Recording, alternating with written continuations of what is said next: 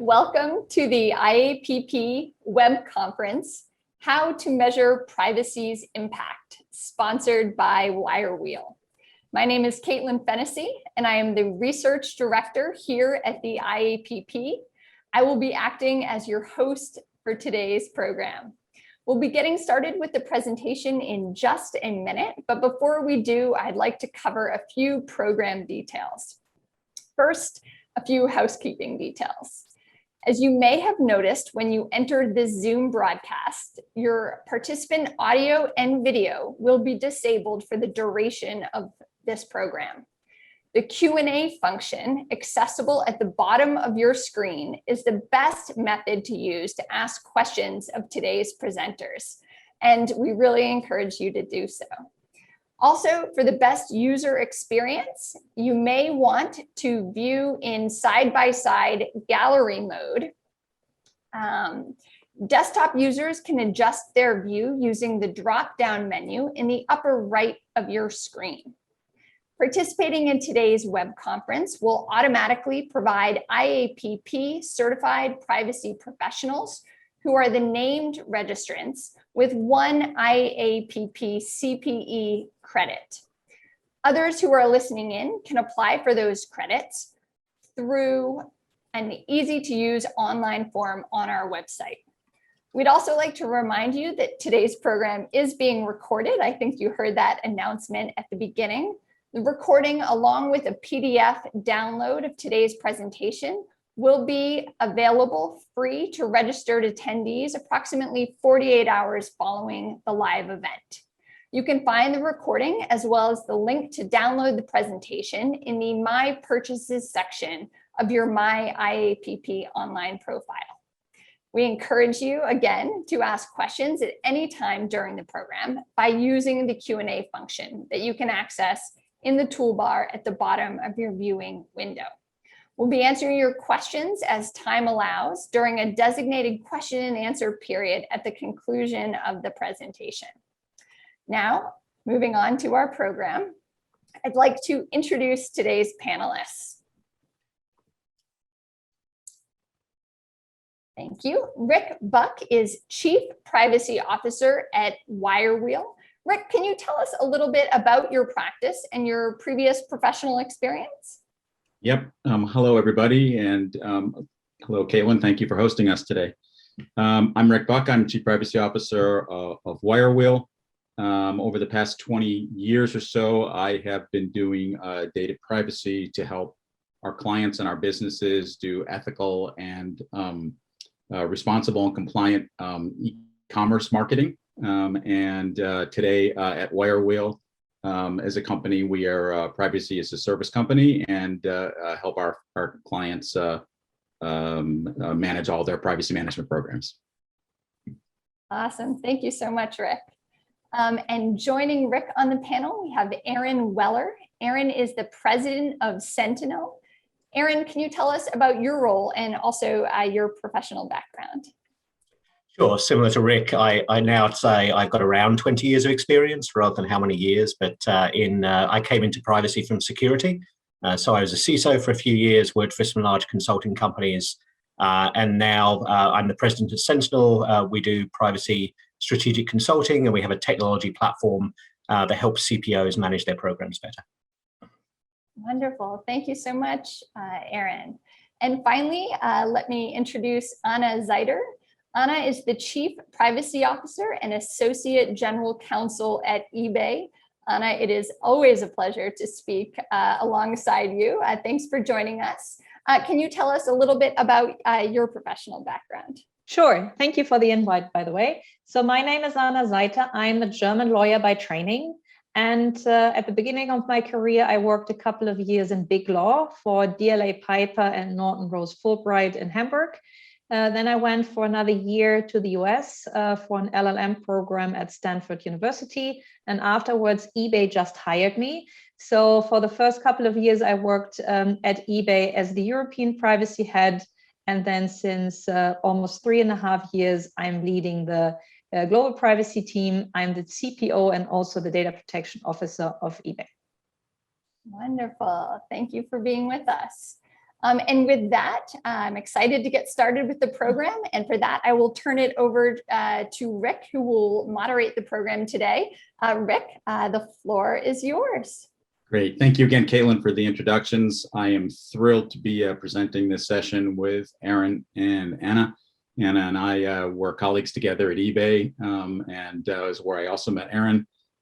We've spent a lot of time talking about privacy discussions, privacy matters, and thrilled to be on this panel with the both of you. So thank you for helping out today. Let me frame up what we're going to talk about over the next hour or so.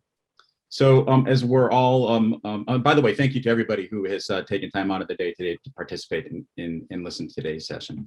Over the past few years, the ability to collect and analyze and process personal information has increased at an unprecedented rate.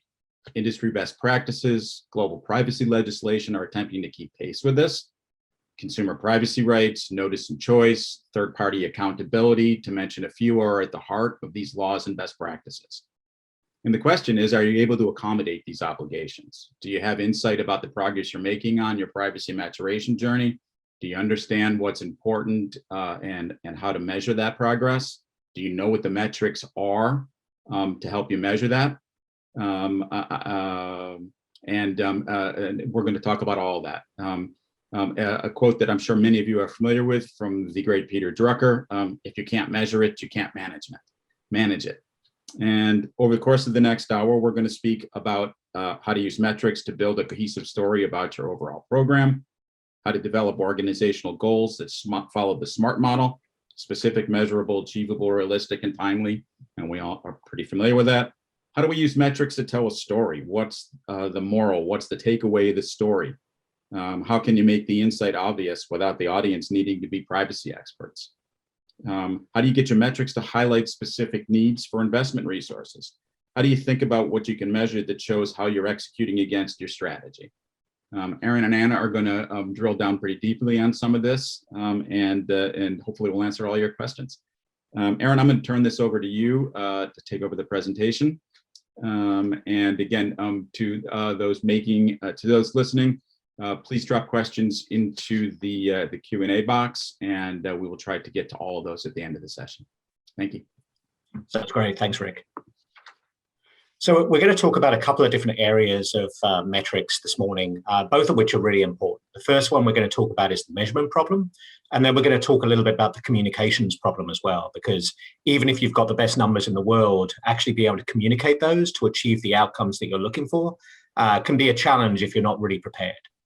So to start off with, looking at measuring things, one of the real challenges when we're looking at metrics is that if it's easy to measure, it really tells you very much. But if it's really useful, it's actually often fairly challenging to measure. And with that in mind, we need to think about what are the things we really can measure today, but what are the things that we want to measure? And then looking at kind of, where, not just where we are and what we can do today, but where do we want to be in the future? And how can we use metrics and measurement to help us get there? So this is probably a sign or a symbol that many of you are familiar with, hopefully not too familiar with. It's the check engine light. So it's the light that appears on your dashboard when something's gone wrong. But what does it tell you apart from something's gone wrong? Now, the way that I tend to think about this is that it's a light that comes on when something's broken that's not important enough to have its own light, right? We know that if a tire goes flat, you'll get a specific indicator. If there's overheating, there's a lot of things that all get their own lights, but the check engine light is kind of the one that comes up when nothing else is really, it's all of those little things that break. And I think when I've looked at and worked with organizations around their metrics and reporting, a lot of their metrics are really check engine lights. They say that something happened, but they don't really say, what do we need to do about it? How could we have prevented it happening? All it really means is we need to go and ask a mechanic to tell us what the real problem is. So I would keep that in mind when you're thinking about all of the dashboards and the metrics that you're creating.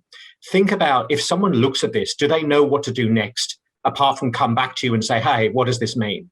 Because really that's not very useful.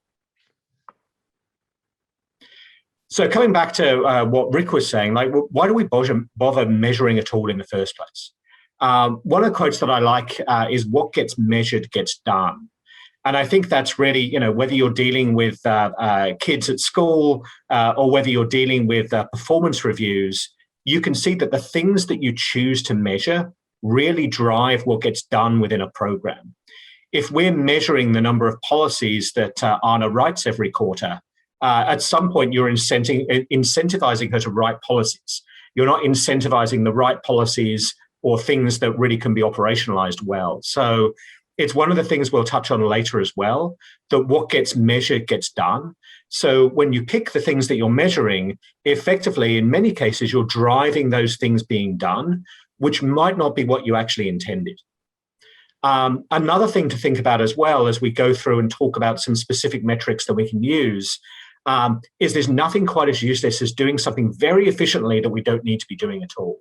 And I see this a lot as well, where people, they want to be really efficient and they want to optimize a process. And you go and look at the process and you say, well, you didn't really need to do this in the first place. There's a way that you could have avoided doing any of this work at all. So I think, again, if we're looking at metrics, not just to measure what we're doing, but to help optimize and make things more efficient, one of the first questions we should ask is, if we're doing this very efficiently, is that still something, it's a priority? Is it something we should be doing?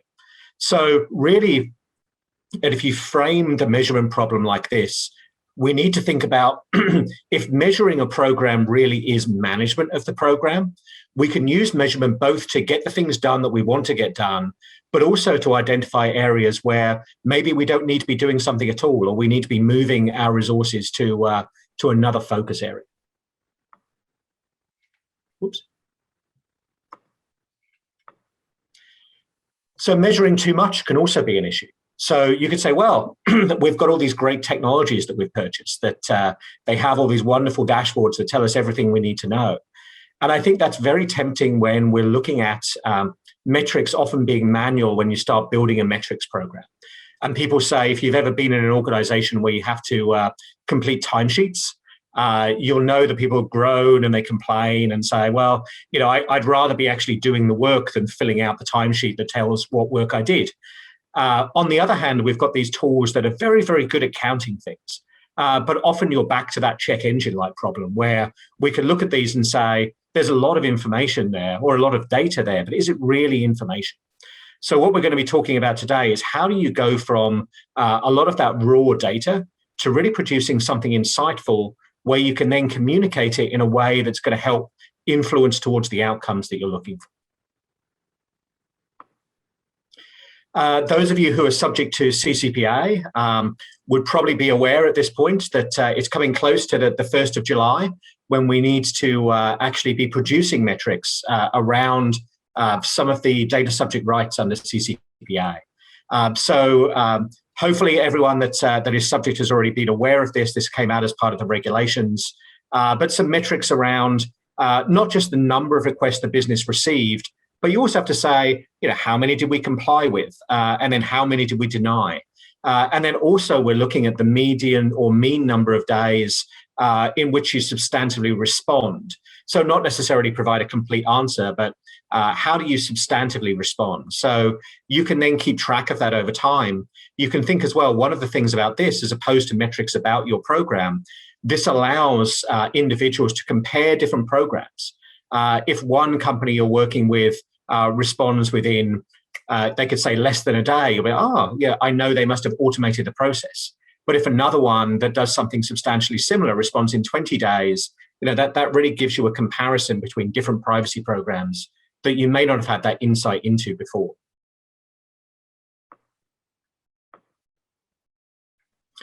So I think it's really important, before I hand it over to Anna to talk about some real life examples, let's think about different kinds of metrics and make sure we're using the right ones for the right job. So I tend to think about these 3 different classes of metrics. We start off with activity, we then move through trends, and then finally we end up with metrics that actually measure the outcomes that we're trying to achieve. So when we think about activity metrics, these are all of the things that as a manager you can delegate. I need to delegate Rick to be doing PIAs. Anna is going to be filling out our ROPAs. So that there are a lot of things where you can say, okay, how many PIAs did I do this month?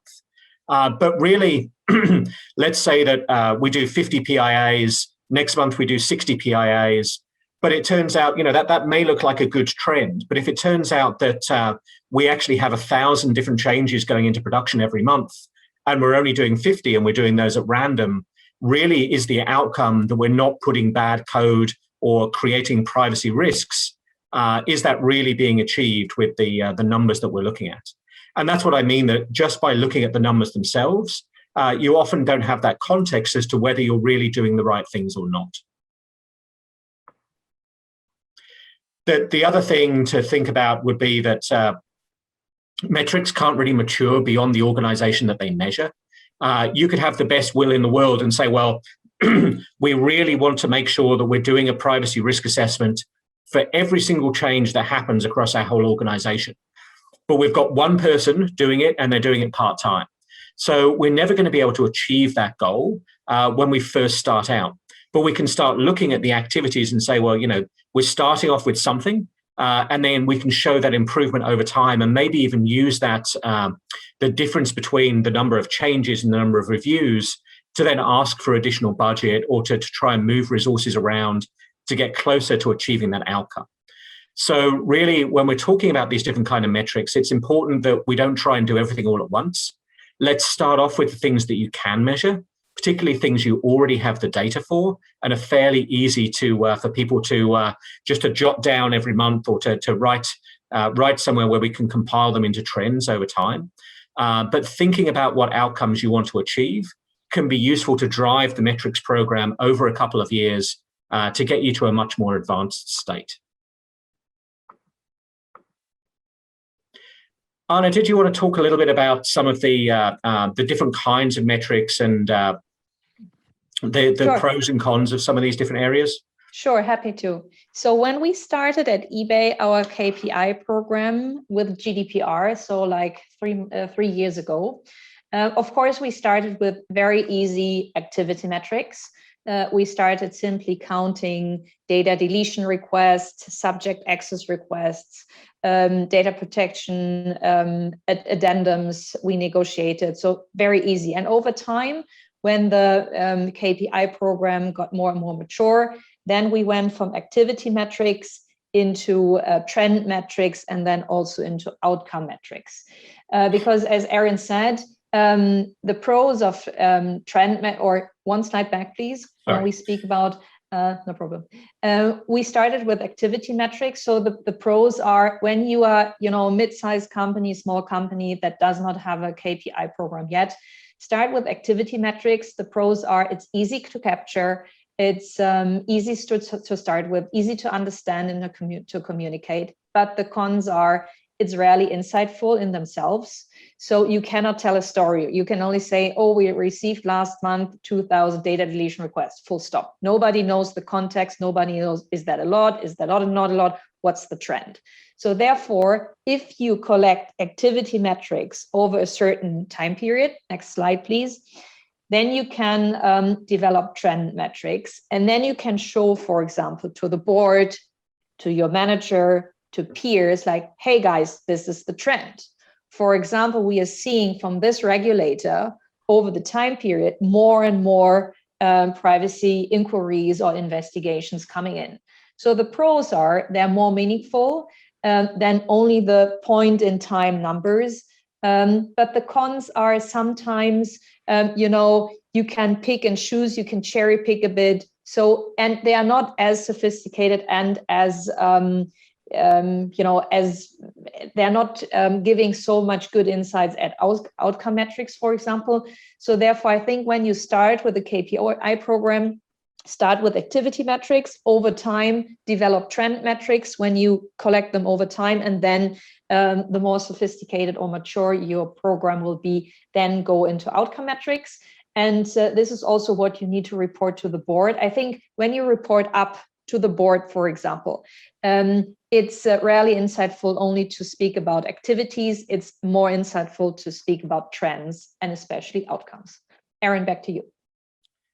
Thanks. So I think, as Anna said, one of the challenges with the trend metrics is that you have this issue around potentially cherry picking ranges.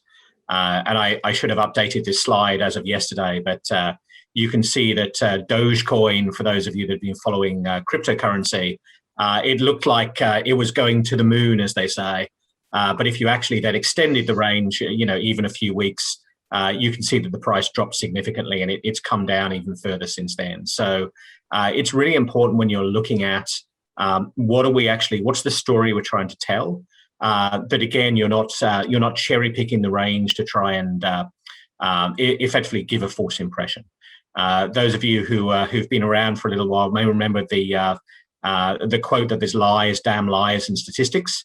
And this is a good example of kind of where you can cherry picking a range can mean that effectively, even with accurate data, you're still giving a false impression of what's really happening.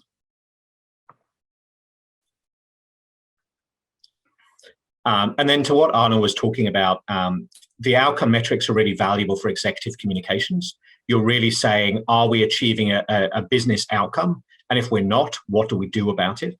And those can be really directly correlated to program success. You could think of one outcome, for example, as if we've identified the top risks for the program, we can show the extent that all of those are being managed and really kind of align the work that's being done against the outcomes that we're seeking. But outcome metrics can be really hard to capture. They frequently require significant effort to produce. And one of the examples of that I like to think of, we've got a few examples coming up, but if you can think about training, for example, measuring the number of people that were trained is pretty easy to do. We can measure the number of people that attended this webinar, but the number of people that will actually build successful metrics programs after they've seen this webinar, that's a lot harder to capture. But that actually fundamentally is really would be more useful to know if training is driving the outcomes that you're looking for.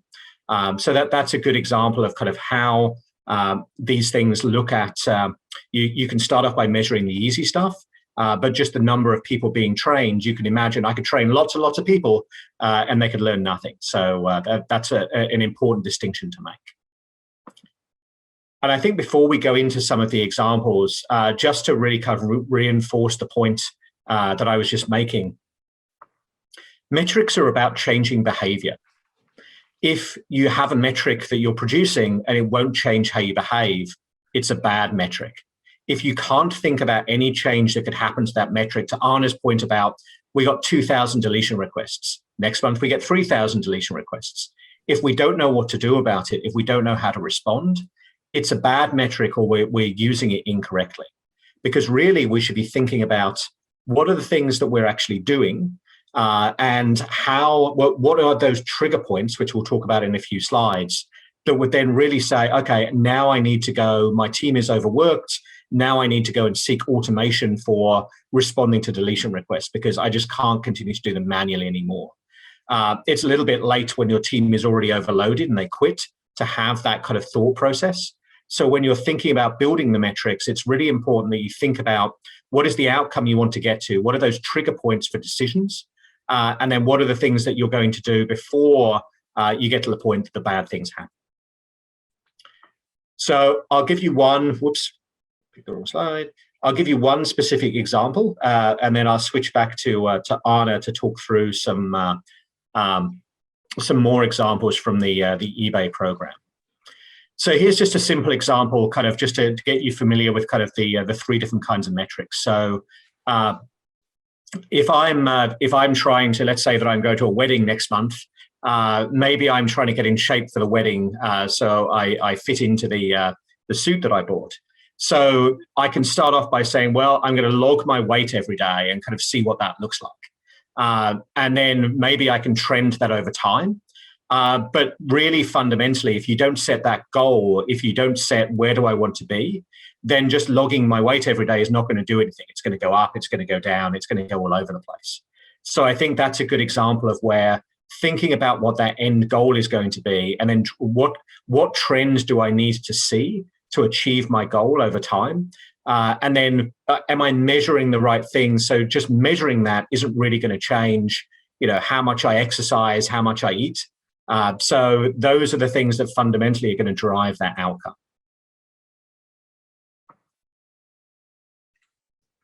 We have another couple of examples here that I'm happy to cover, Arna, and then maybe you can go through the real life ones with the graphs. So with PIAs, similarly, we can look at the number of assessments that have been completed per month. We can then trend those, so trend the raw number. But we can also then look at what percentage of assessments were completed within a week. Because not all PIAs are completed are created the same. Some of them are going to be very, very simple. Maybe they just need a quick glance over, and some of them could be a significant amount of work. But over time, if we assume that the blend of those two is going to be broadly similar, then if we look at how quickly we're getting these things done, because one of the common complaints that people have when they're working with compliance teams all over is that you're slowing us down. So if we can say, well, actually, we're getting 80% of our assessments completed within a week, and we've been doing that for the last year, it's not us that's slowing you down. It's really that you're asking us too late in the process. That helps to then drive those discussions around what else can we do to change the way that the process works. Because really we want to get to that nothing bad everything gets checked and nothing bad ends up into production. So one of the areas that we can look at as well is, are privacy really doing a lot of the work towards the end of a development life cycle where we're finding a lot of problems in a PIA just before launch? That can be a challenge. So one of the things we may want to look at is, what's the trend in the assessments we do that indicate that there's a lot of problems, that people didn't understand the privacy standards, they didn't read them, they didn't implement controls. And then we're trying to retrofit a lot of these things when they bring privacy in to do a review before launch. So you can think of other outcome metrics as well. This is not the only one that would drive the success of a PIA program. But if really what we're trying to do is to enable business teams to understand what they need to do and not get very close to the finish line without significant issues, this could be a good one to measure. Similarly, with subject access requests, you could start off with, and one of the things that when GDPR came out, people did measure was, how many subject access requests do we get? Because we didn't really know. And that's one of those numbers that we're not in control of how many we receive, but we are in control of how many we respond to. And then we can be looking at the number of requests that are made month over month. Are the numbers staying stable? Did we have a spike when CCPA was passed?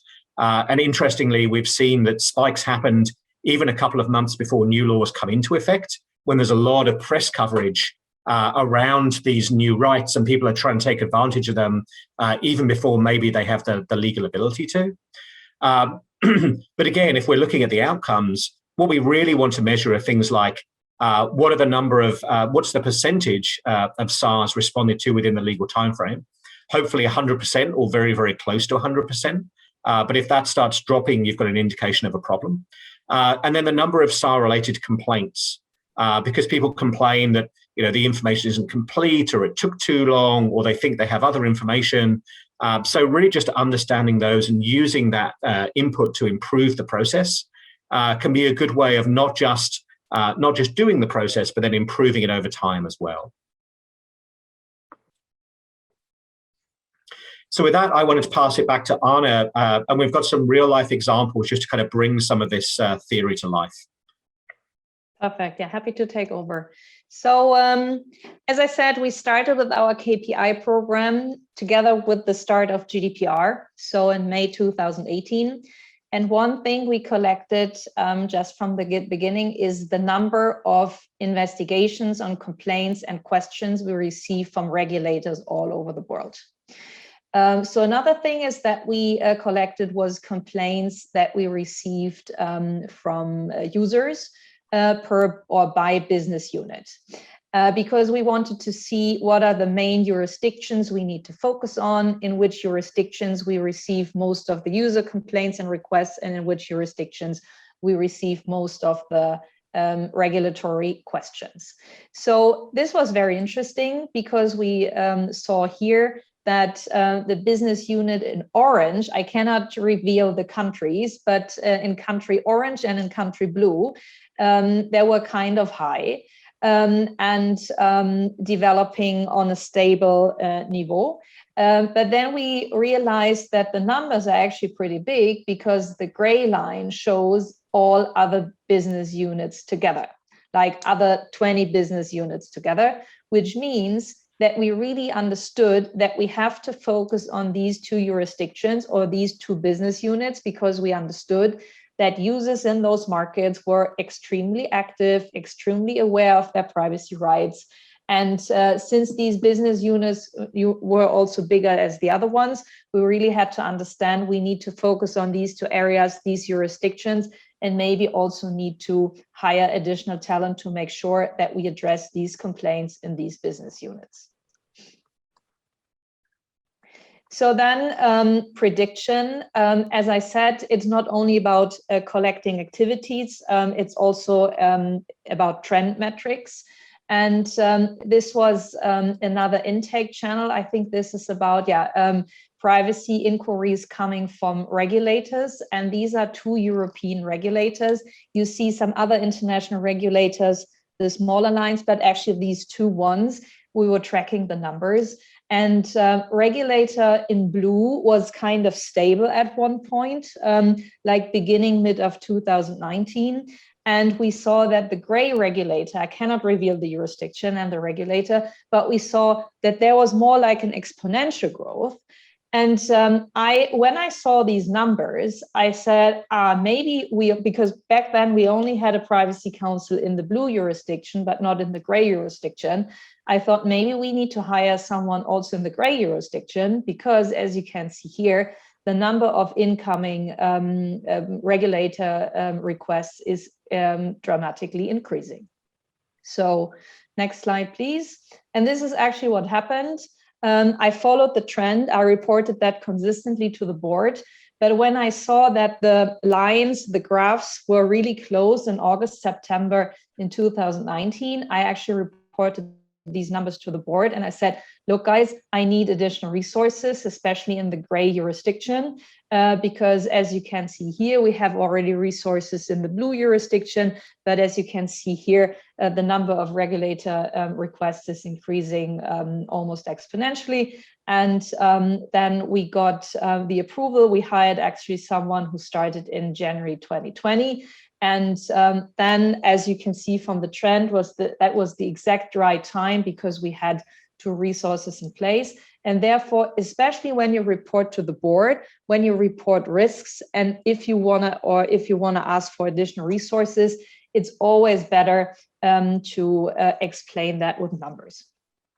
Leading versus lagging indicators. It's mostly, when I report to the board, it's mostly about trends. And I say, if this trend continues, we will fall off the cliff, which means we will have a substantial legal risk. For example, if we see this trend increasing and we don't have additional resources in this jurisdiction, we will fall off the cliff, which means we have additional legal risk or not mitigated legal risk.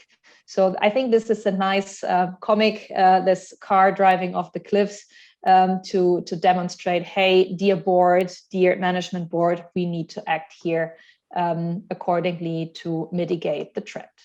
Next slide. This is also interesting. As Aaron said earlier, this is inbound queries from users by channel. So blue graph is external email, then orange internal email, gray is other, and yellow is total. So the total number of emails coming in through the DPO inbox, for example. And we saw, when CCPA came into force in beginning of 2020, you saw, a peak, because people were at that point, due to media coverage, are very interested. They were asking about privacy. And then we calculated that, or we put it into perspective with resources we have internally to answer all these incoming user requests. Next slide, please. And here we see the team capacity. This is actually the orange line on the top. This is what we calculated, like the current team is able to answer this number of incoming DPO emails. But we saw beginning of 2020, we almost reached this capacity, which means in the future, we need to be prepared when CPRA is coming into force.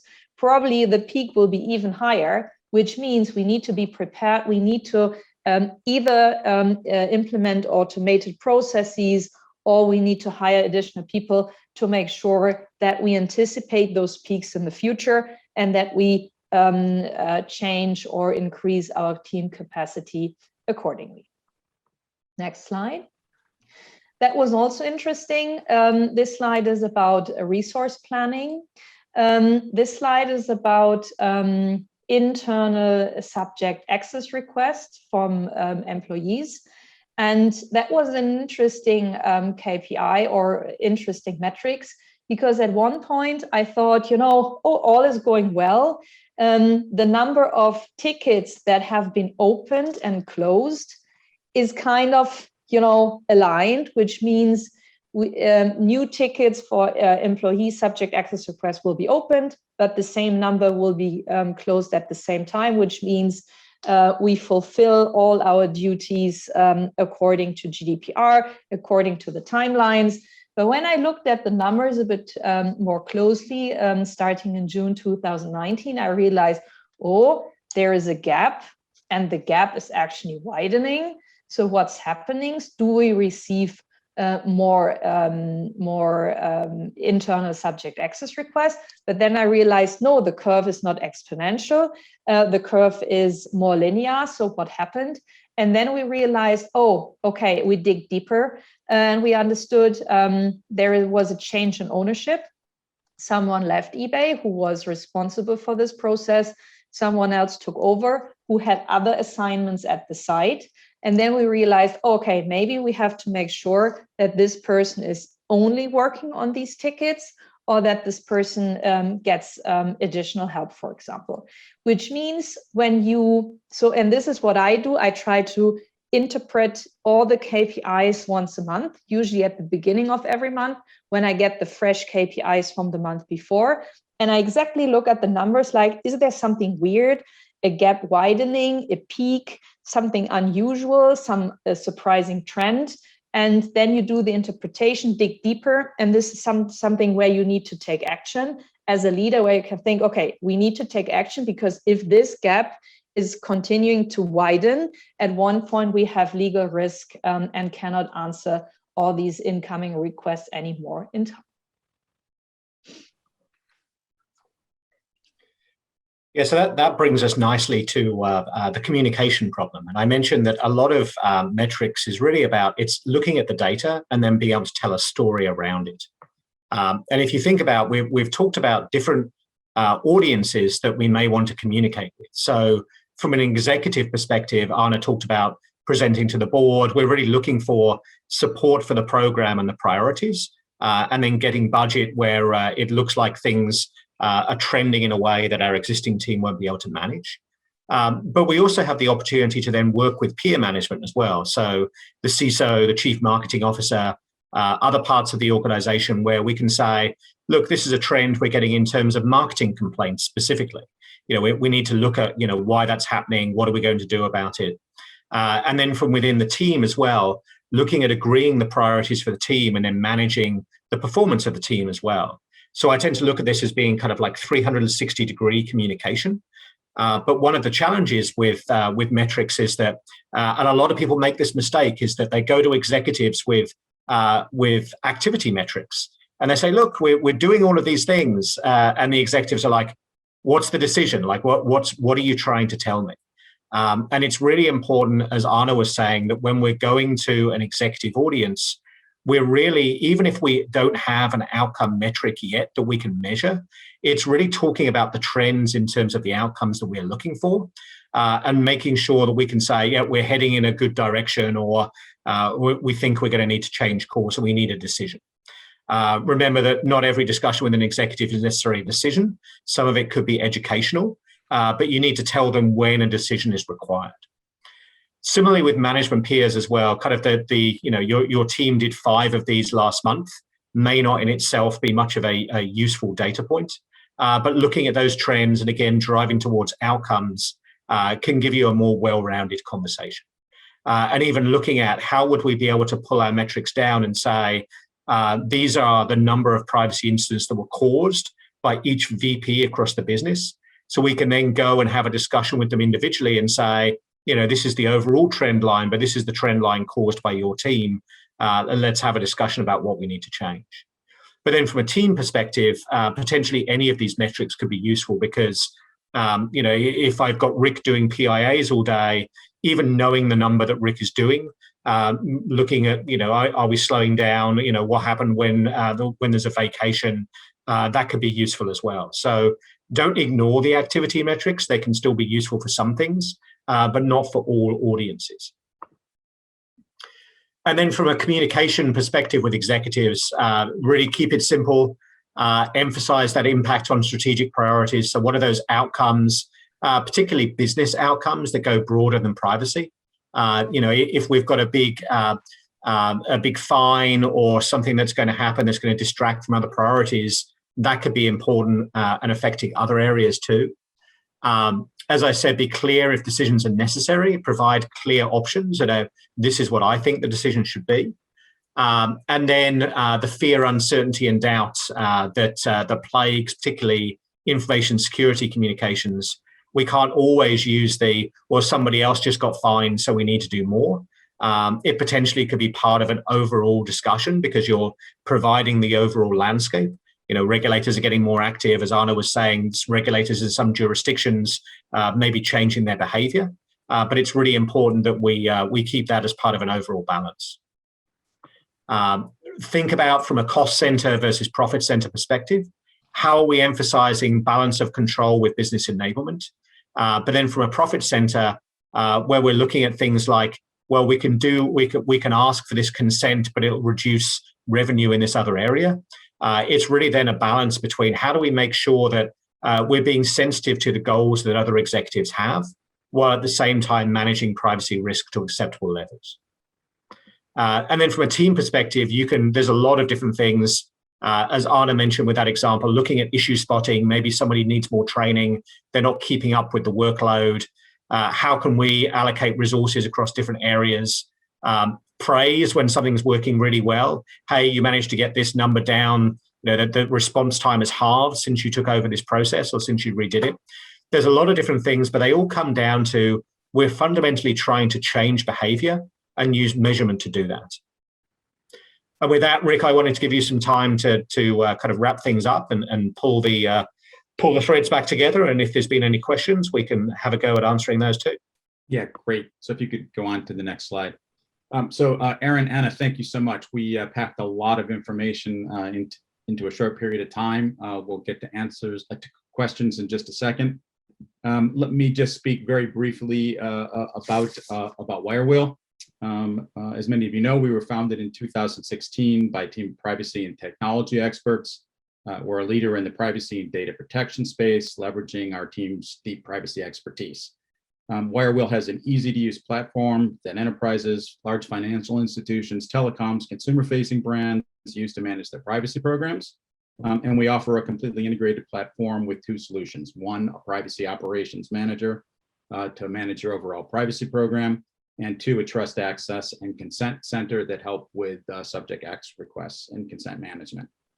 With both of these solutions, you can integrate and leverage the reporting tools that you're currently using or ours to readily measure and monitor your privacy metrics. And if you'd like to know more about WireWheel, certainly visit us at wirewheel.io. With that, I'm going to move on to some questions. We have a bunch from the field, but let me start, Anna, with you and Aaron. Aaron, I'll ask you this question from the perspective of giving advice to a small company.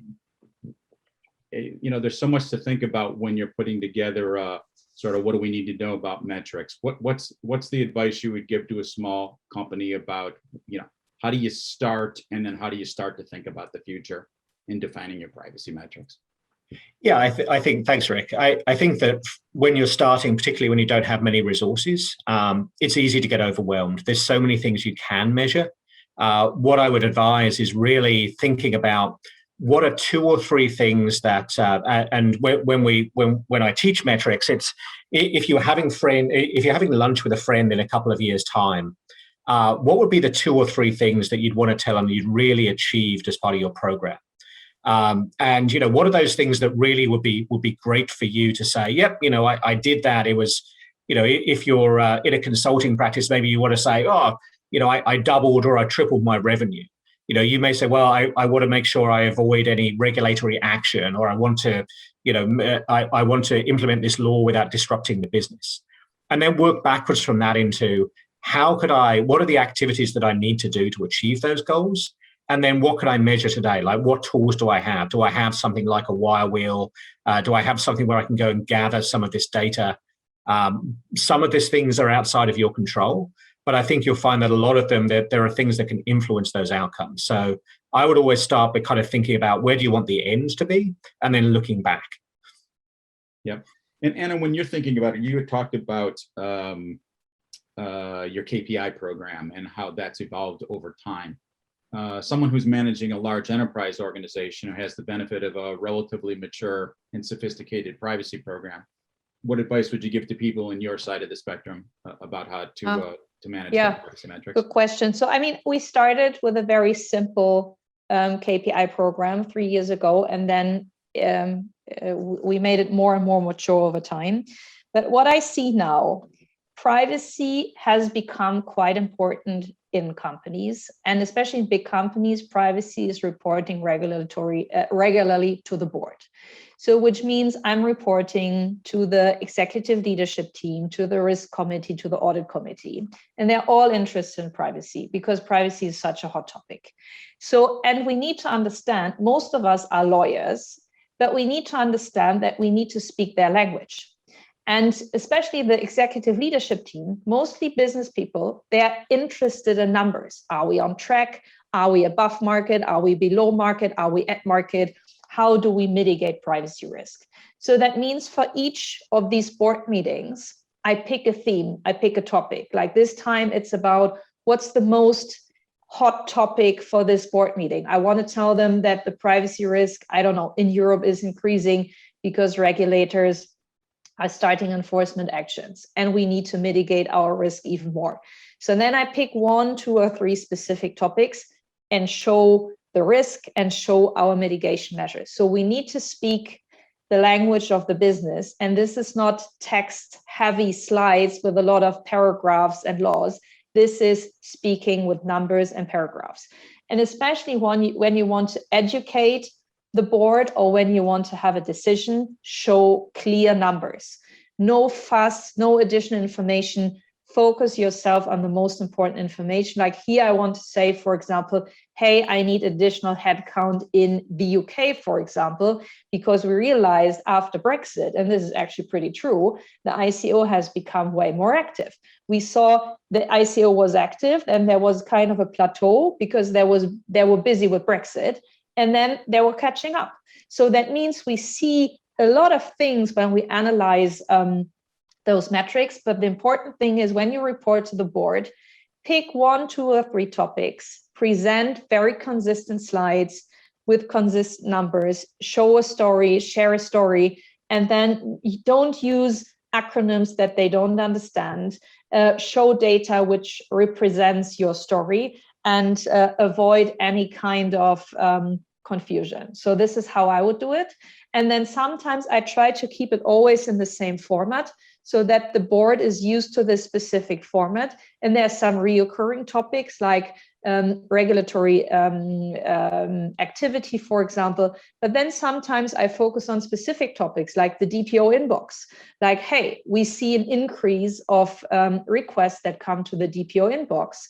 And then when we take a closer look, we see, for example, that at one point in time, we receive more of these aggregator questions like companies or apps where you can file a subject access request for 50 companies at the same time. So we saw at one point a peak and we're like, oh, a crazy increase. So where's this coming from? So sometimes I focus on specific topics, but I try to keep it always very simple in the same format.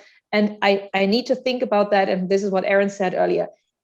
Do I want to educate the board? Is it purely for information? Is it a heads up?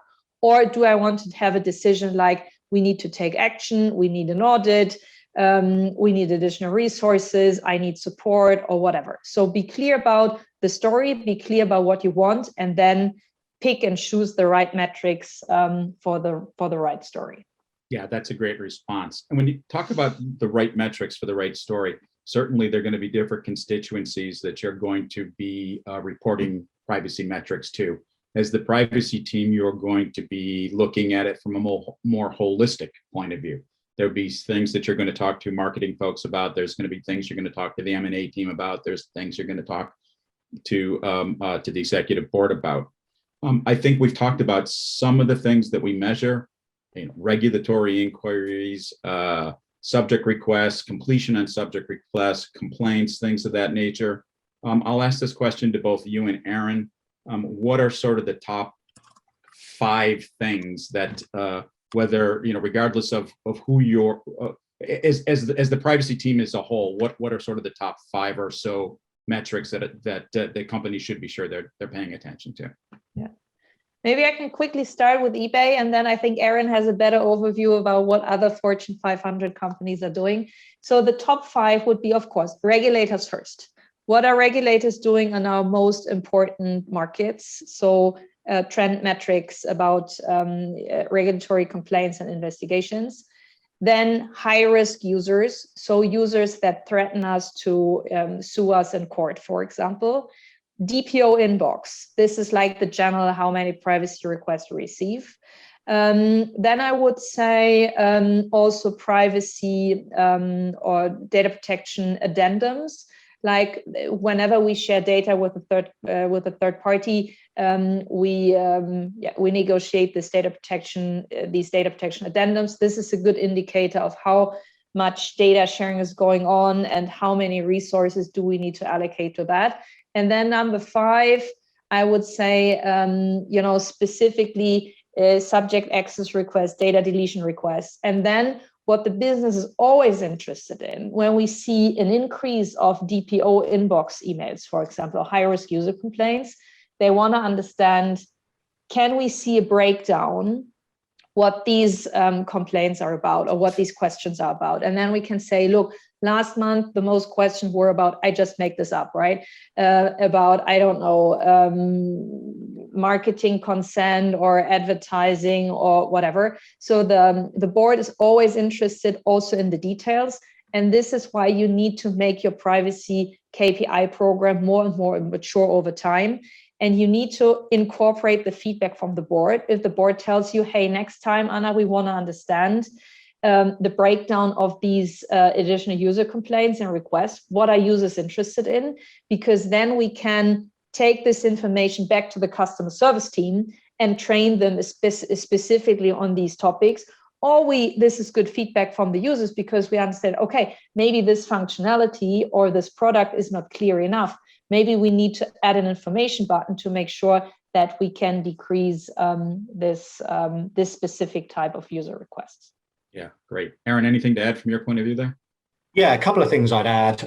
One would be, we haven't really talked about, and there was a question as well around kind of looking at the statutory controls. I mean, kind of the hygiene metrics around, do we have a controls framework? Have we looked at, do we have all those things in place? But I think another couple of things that talk more to the organization and how well the privacy team is working within the organization. One would be kind of an engagement metric. If you've got key stakeholders across the organization, how many of them are you meeting with on a quarterly basis? Is the CPO meeting with the CMO quarterly? Is it very ad hoc? Those people, because a lot of problems that I see in privacy programs are when you're out of alignment with some of these other key stakeholders, and they could be driving in a different direction from where you want to go as a privacy program. The other one that I would say it's a little bit of automation, but it also ties into, so how much of what you could automate is automated, but also how much are you enabling the rest of the organization to do self-service around, whether they can fill out kind of a threshold questionnaire before they do a PIA, or whether there are things that they can do to help your highly skilled and highly expensive and very rare privacy resources focus on the things that are higher risk. So that's more getting to kind of how the organization, the privacy team is working, as opposed to some of the things that Anna mentioned, which are more around those, risk management activities.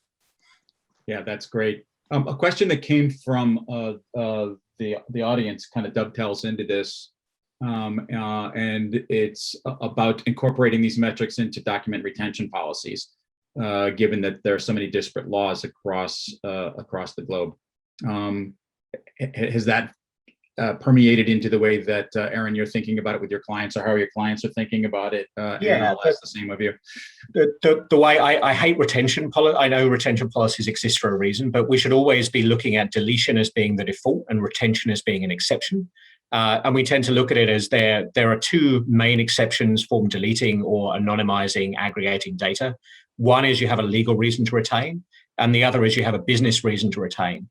And I think the legal pieces, as the question said, they can be very complicated state by state, country by country. But the thing that people never really ask is, how long does the business need to keep that data in an identifiable form? And measuring kind of how much data actually does get deleted, right? There have been studies that say as much as 90% of information organizations collect is never used. All of that stuff is just, it's sitting out there waiting to be de-risked through deletion or other techniques. So I think the retention pieces themselves often tend to be handled by part of a legal team. Where I tend to get more involved is, okay, we've got legal reasons to retain, but at what point can we actually get rid of some of that data? Yeah. Anna, a question from the audience. You had talked about managing risk and identifying risks beyond just from a SARS point of view. Can you talk about the way in which you guys structure your risk management program, to the extent that you can, and advice you would give to people around building out a risk management program? Yeah, good question. I mean, of course, privacy is working closely with the risk management team. I mean, with the risk and audit team at eBay. So this is another work stream. But what we try to do with the KPI program within the privacy team is that we try to anticipate legal risk. Like, as I said, when I showed you the gap widening slide with the two graphs where the gap was widening. So this is a clear indicator of, okay, we get more requests than we can close tickets. So we need to take action now. Or whenever I see in KPIs that one graph, so the inquiries from one regulator are growing exponentially, we have to think about resources, to add resources in this specific jurisdiction, for example. So, and this requires me to look at these metrics every month in detail and to look closely, like, do we have what we need? Do we have what we need? And if not, I need to take action. And I can give you a very good example. So I asked several times for additional resources internally for the DPO inbox, for example. I said, look, people are really busy with the DPO inbox. I think we need to add additional resources. Yeah. But when I went, to the management and said, we really need to add additional resources, because look at the numbers. The numbers of DPO requests are growing exponentially. This is the team capacity. We are here, look 2 months more down the road and we have additional legal risks. So it was a 20 seconds decision. Yes, please hire us up. So, and this is what I want to say. When you speak to the board or to the senior management, you need to speak in their language, which means you need to show numbers and you need to anticipate risk, because this is what the board is appreciating. If you can anticipate developments and you can take action now, this is much appreciated. So I would say risk management or risk mitigation within the privacy team is analyzing the KPIs very carefully, very thoughtfully, and then take the right action and take the right decisions. Great, thank you, Anna.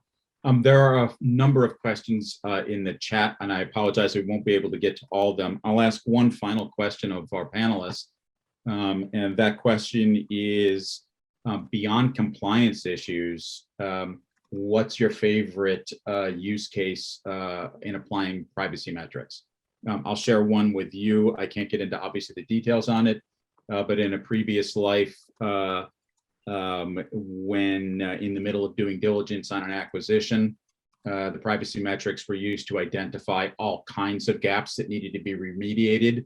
And then we were able to use that as leverage to renegotiate the price down significantly on the value of the company.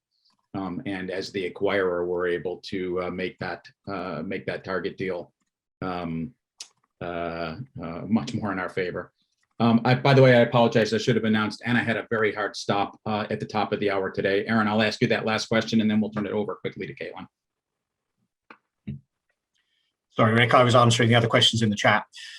In the Q&A. Your favorite non-compliance, in as few words as possible, your favorite non-compliance application of privacy metrics? I would say that's, I track my credit card balance every month and work out where did all that money go. That's probably my, Yeah. the one that I tend to use most frequently. Yeah, great, thank you. Anna, I'm sorry you had to you break from us, but my sincere thanks. Aaron, as always, it's always a pleasure to speak with you and present with you. Caitlin, thank you to you and the IAPP folks for allowing us this hour today. And I'll turn it back to you to wrap everything up. Thank you so much, Rick, and thank you as well, Aaron and Anna. That was really terrific. I feel like I learned a lot, and I hope our audience did as well. If we could move to the next slide. Aaron? Yep. And I just want to give a big thank you as well to our sponsor of today's program, WireWheel. And of course, thank you to all of you in the audience for attending this live program. As a reminder, the program recording, as well as a link for downloading today's presentation slides, will be posted on the IAPP website within 48 hours in your My IAPP portal. If we could switch the slide. We hope you enjoyed the presentation. Please do let us know if you did or if there is anything we could do to improve. We'd appreciate it if you could take a couple of minutes to answer our brief survey. There's a live link now available in the chat that will take you right to the survey. We'd love to hear from you. We just really appreciate that so that we can continue to improve. If you can switch the slide. Also, a reminder that all certified privacy professionals will automatically receive CPE credit if they registered through our site. If any attendees are seeking CLE credits, you will need to apply in your particular jurisdictions. And if you need help with that, or of course supporting materials, please feel free to contact Dave Cohen, one of our IAPP customer service representatives, and they'll be happy to connect you with our colleagues who specialize in CLE credits. And if you can switch the slide one more time. And so you have Dave's contact information there. One last time, thanks so much for joining us today. Hope to see you on another IAPP program soon, and have a good rest of your day. And with that, I'll take us to program close.